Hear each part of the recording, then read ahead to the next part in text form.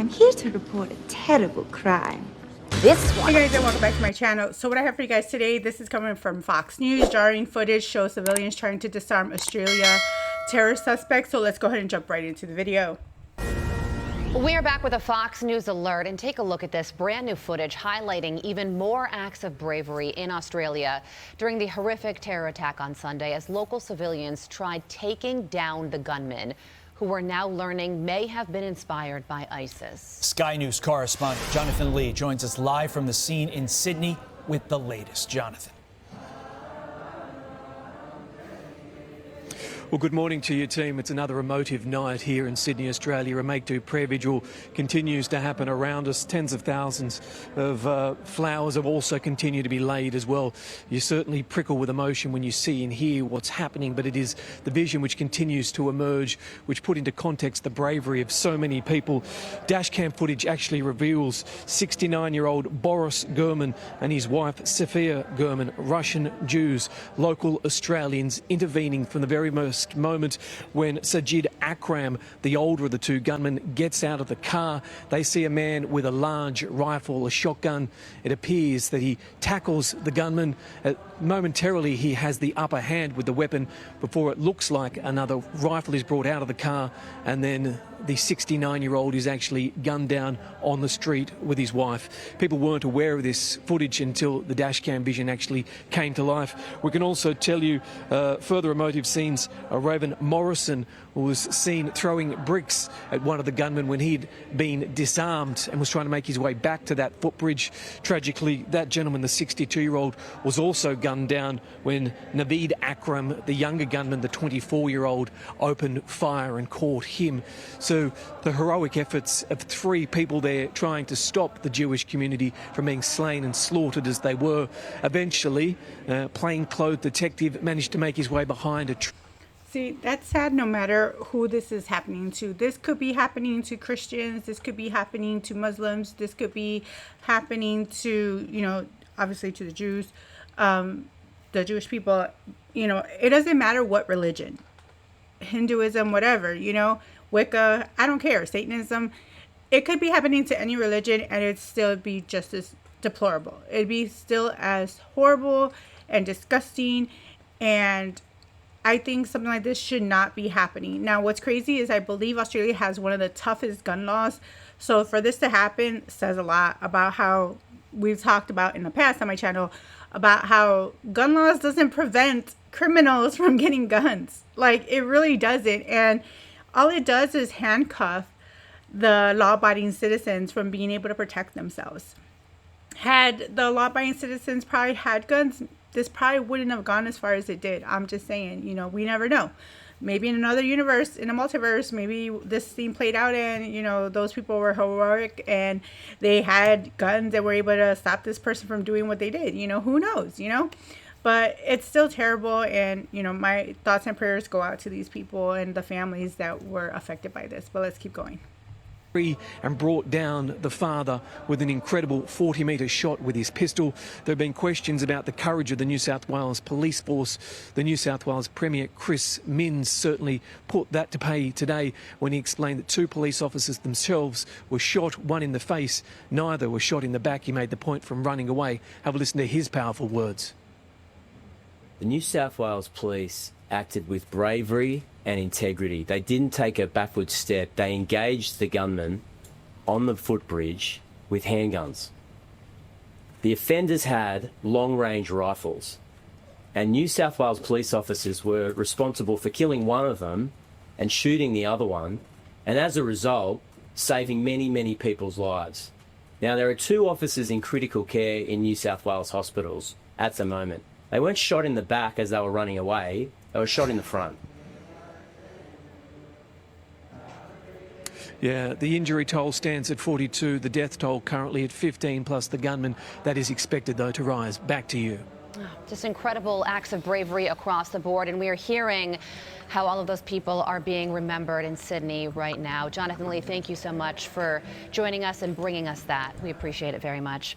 All right, let's bring in Senior Fellow at the Independent Women's Forum and member of the Council on Foreign Relations, Dr. Qanta Ahmed. Dr. Ahmed, thank you for joining us. You know, they say that there are usually warning signs when it comes to how people act before committing acts of violence, and that was the case here with the son being previously investigated for having terror ties and both of these gunmen traveling to an ISIS hotspot in the Philippines very recently.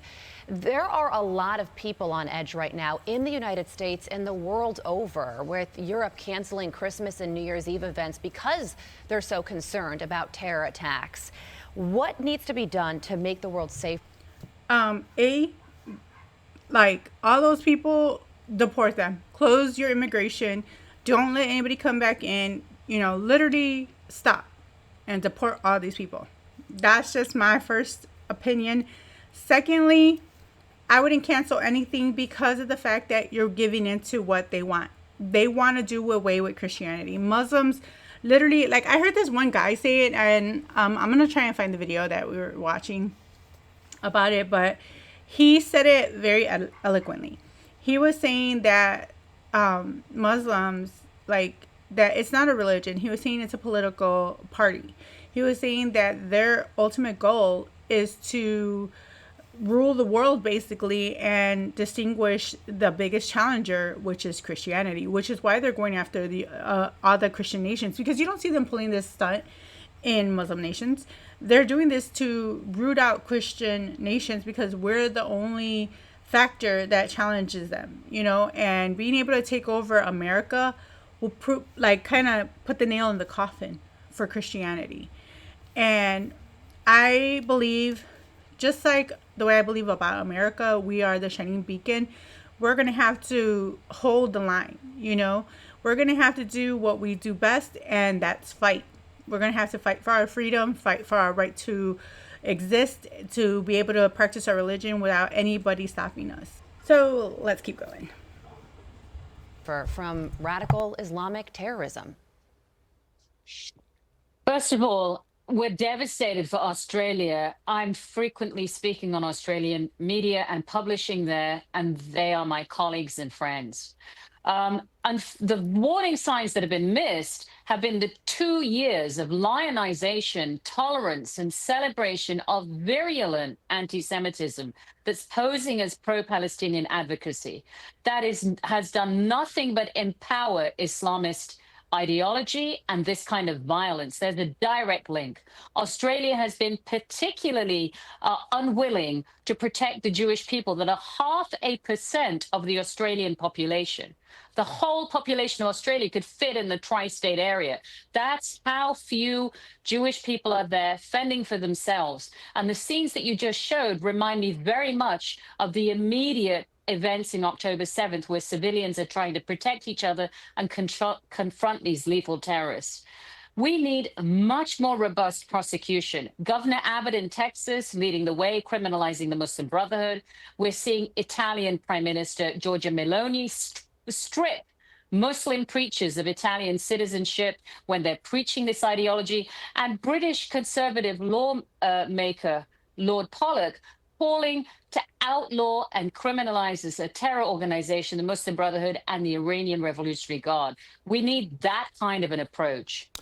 Do you think that the knee-jerk reaction to immediately go to gun control, from whether it's Albanese there in Australia or even back here in the United States, do you think that is because of a fear of going after radical Islamic terror, for fear of potentially alienating a voting group, even though, let's face it, as you are a testament to, not all Muslims and not all Islamic individuals are terrorists? So my thoughts is what I said before. They use this as a reason to try and take our guns away, which we can't let them do. Our Second Amendment is so important, and it's not going to stop anybody from committing violence, because, you know, people are going to have access to guns regardless. All you're going to do is make a lot of lawful people, put them more in danger, because people that are criminals don't go through the legal system to get guns. What's this? Well, that there is why you're going to pay me 5 times what you'd pay your neighborhood gun store. Serial number has been filed off. So, to state the obvious, I don't want to be caught with this on me. No, sir, to state the obvious, you don't. So this whole idea about banning guns or revisiting like gun control is just the stupidest thing in the world. Now remember, you don't want history to rhyme or repeat itself. Look at what Hitler did. He took away all the people's rights to protect themselves and made it easier for him to do what he did. So I would think that being able to protect yourself, especially from a tyrannical government, would be one of the best reasons why we need to keep this. Especially if we're going to be getting attacked on our homeland by, these crazy Islamist, Muslim Brotherhood people, or the Black Lotus, the Order of the Black Lotus, any of these terrorist group, Antifa. I think we need to be able to lock and load and protect ourselves. That's just my thought. So F these people who want to do gun control, because they're surrounded by security guards that have guns. So it's okay for them to have them and be able to secure themselves and make sure they're safe and their families are safe. But we can't do that. Nah. Homie, don't play that. But let's keep going. Great question, Todd. First of all, our environment with guns in the United States is very different than Australia, that has some of the tightest legislation. This was the biggest mass shooting for over 30 years in Australia. And so they have tight management of guns by law-abiding Australians. It's much more about the ideology. And you're right. Most Muslims absolutely abhor this kind of radicalization. But the jewels in the crown of our societies, our academic universities, our places of learning, have become hotbeds of ideological radicalization. Notice it's always the safe zones, the gun-free zones. You know what I'm saying? But let's finish this up. In the name of far left politics, or in the name of advocating for Palestinians at the expense of demonizing our fellow Jewish citizens. And that is what makes our free democracies in the United States and Australia so incredibly vulnerable. More than gun control, we need ideological control, and we need real deterrence and criminalization of virulent anti-Semitism.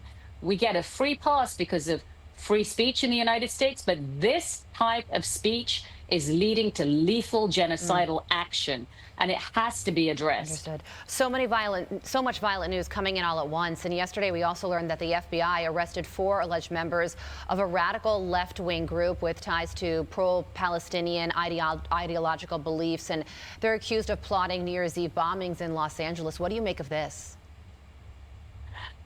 First of all, thank goodness for our enforcement, beginning with the Attorney General, all of our investigators. This is the kind of threat that they're dealing with constantly, but it's almost two sides of the same coin. That group is described as anti-capitalist. These are anti-democratic groups, virulent Islamism or far left ideologies. Whether you want to refer to groups like Antifa or other derivatives. And that group on the West Coast was derived an offshoot of a pro-Palestinian extremist ideology. They are looking to fray the fabric of our societies. We started with this atrocity on the first night of Hanukkah. We're all moving into the Christmas season, the New Year season, and the average civilian, the average freedoms and pleasures that we're all joining, is the target of this lethal effort to undermine our democracy. Right. We are not going to be able to protect it until we become as passionate about defending our values as the fanatics that want to destroy us. Dr. Qanta Ahmed, your words so important this morning. We appreciate you joining us. Thank you so much. I'm Steve Ducey. I'm Brian Kilmeade. And I'm Ainsley Earhart. And click here to subscribe to the Fox. So this is what we have going on. Like, I swear this weekend was just freaking nuts, like with everything popping off. It was just insane. And normally in the wintertime, it's pretty chill, no pun intended, but it's just getting nuts, bro. Like so crazy. now you had this situation going on in Australia. You had the situation that was going on at Brown University. You had the situation with the FBI talking about the 4 people they caught up that were trying to, you know, create a terror attack. Like, and then of course, you know, the National Guardsmen, ISIS still under attack. I mean, when does it end? You know, and the thing that sucks is you don't hear the left coming out condemning it. You don't hear them saying like, we need to tone it down. No, what do they always say? The right needs to tone down the rhetoric. Look at what the president's saying. Oh my God, boo-hoo, you know, because presidents just mean things. Like, yo, y'all just need to stop already with your bull crap. Y'all need to stop with your rhetoric. Y'all need to tell people, chill the F out, you know, and we're not going to play this game no more. But if you guys continue to spew the same rhetoric, calling these, you know, ICE Gestapo, saying they're disappearing people, calling, you know, MAGA supporters and Republicans Nazis and white supremacists, this is not going to stop. It's going to continue to rise up. And if you're going to continue this crap between Christianity and, you know, knocking down Christianity, then the rise of the Muslim Brotherhood is going to happen in America, which God forbid it happens. Because you know your girl, she stands her ground. She ain't going to go quietly into the night. I don't bend my knee for no one. I'd rather die on my feet than live on my knees. But y'all let me know your thoughts in the comment below. I want to thank you guys for watching. Don't forget to like, comment, and subscribe. Hit that notification bell. Till next time, guys.